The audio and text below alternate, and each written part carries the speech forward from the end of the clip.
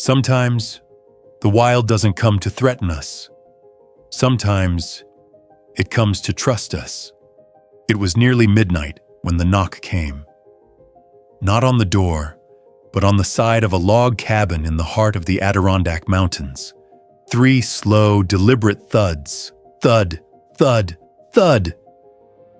At first, Daniel thought it was the wind, or maybe a branch, but when he opened the door, there was a bear on his porch, and it wasn't there to harm him. It was asking for help. The Adirondack Mountains stretched like a sleeping giant beneath a canvas of mist. Pines swayed gently in the wind, the low whistle of the morning breeze echoing through the forest like a forgotten hymn. Deep in these woods, far from paved roads and humming cell towers, stood a modest log cabin, home to a man who had long ago left the chaos of civilization behind. His name was Daniel Hayes, a retired wildlife biologist who had traded the clamor of lectures and research grants for silence, solitude, and the company of the woods. He wasn't a recluse, not exactly, but he preferred ravens to radios and paw prints to newspapers. Every morning, Daniel woke to birdsong and brewed strong coffee over a wood stove, watching the sunrise through frosted windows. But on one particular morning in early May, his quiet life changed in a way he could never have imagined. It was just past dawn when Daniel heard it. A knock. 3 soft thumps on the porch. Not the wind, not a branch, not an animal scampering across the planks. This was deliberate, like a child hesitating before entering a room. Curious, Daniel opened the cabin door, shotgun casually slung over his shoulder. And there she stood, a full-grown female black bear. He froze. She didn't growl, didn't move, just stared. Her breath fogged in the cool air. Daniel's first instinct was fear, but that instinct was quickly overridden by something stranger. Her eyes weren't wild. They were pleading. Then, from behind her legs, came the real surprise.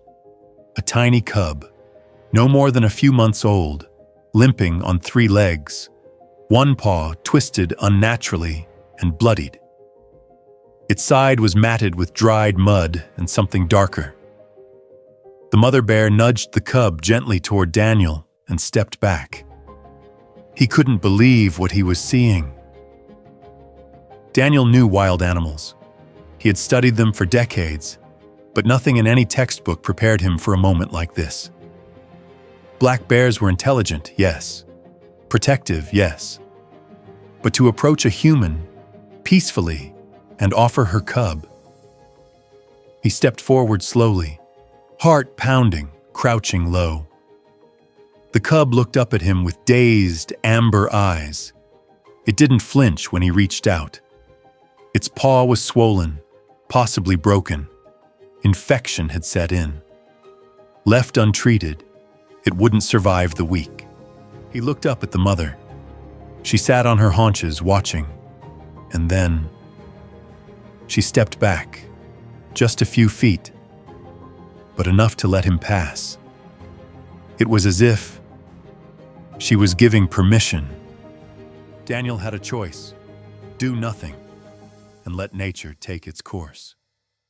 Or risk his life to save the cub.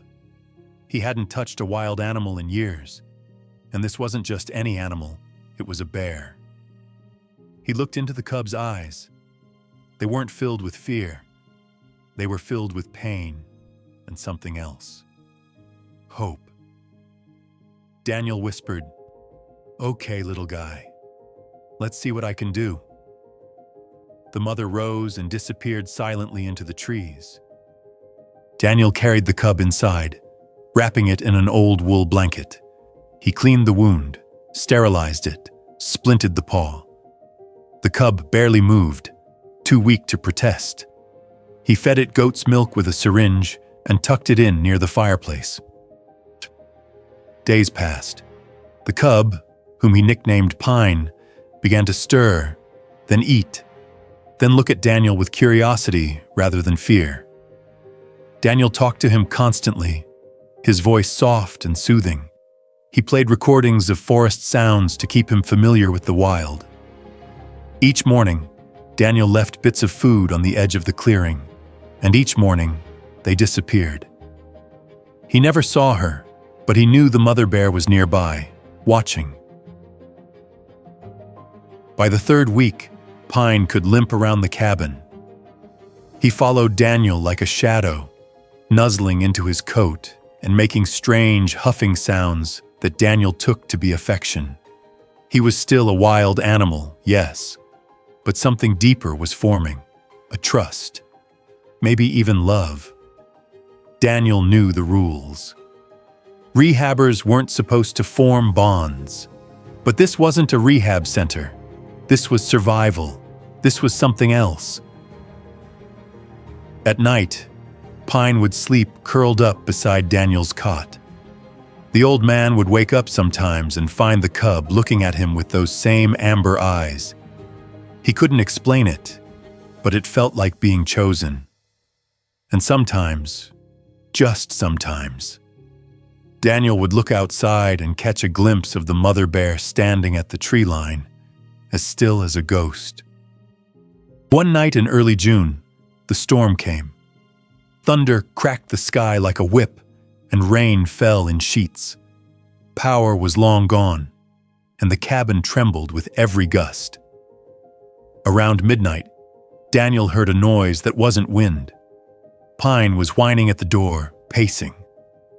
When Daniel opened it, he saw the mother bear again, closer than ever before. She was soaked and limping slightly herself, and behind her, two men.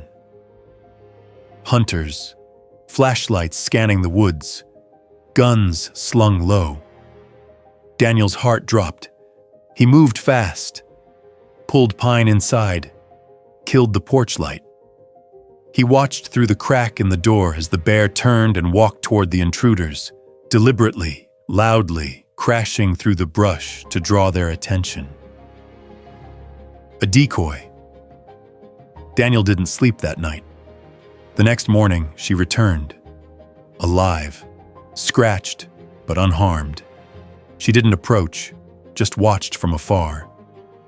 Daniel stepped outside with Pine in his arms and held the cub up high, letting her see. They stood like that, man, cub, mother bear, for a long time. By mid-July, Pine could walk without limping. He was bigger, stronger, bolder. He began to roam the edge of the clearing, drawn to the forest. Daniel knew what it meant. He had to let go. He spent that last week with Pine teaching him what he could. How to forage, how to follow scent trails, how to fear humans again. It tore him up inside. But love, real love, sometimes meant walking away. On the final morning, he opened the cabin door and whispered, "Go on now. She's waiting."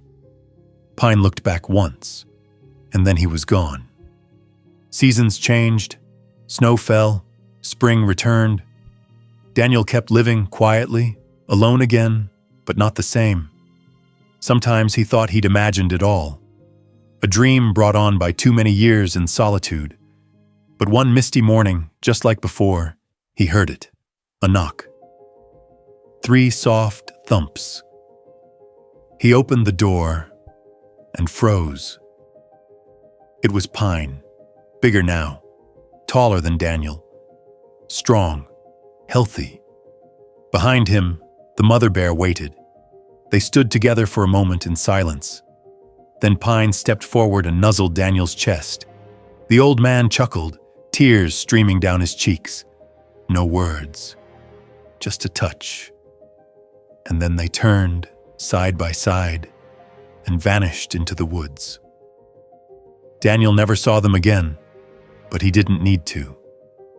He had been part of something rare, something holy.